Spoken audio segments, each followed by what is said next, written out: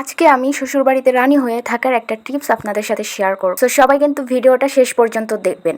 তো প্রথমেই আমি একটা কথা বলি, শ্বশুরবাড়িতে রানী হয়ে থাকা মানেই যে সবাইকে নিয়ন্ত্রণ করা বা সবার ভালোবাসা পাওয়া এরকমটা কিন্তু না। সত্যি কথা বলতে আমার কাছে মনে হয় যে একজন নারী তার বুদ্ধিমত্তা, আচার ব্যবহার কিংবা কৌশল প্রয়োগ করে যখন এমন একটা পর্যায়ে চলে যাবে যেখানে তাকে সম্মান করা হবে, তার কথার গুরুত্ব দেওয়া হবে, তখনই সেই নারী তার শ্বশুরবাড়িতে রানী হবে এবং সে নিজেও মানসিক শান্তিতে থাকবে। অনেক মানুষকে আমি বলতে শুনি যে আমি বাপের দুলালি ছিলাম, বা আমি বাপের রানী ছিলাম, বা আমি বাপের রাজকন্যা ছিলাম।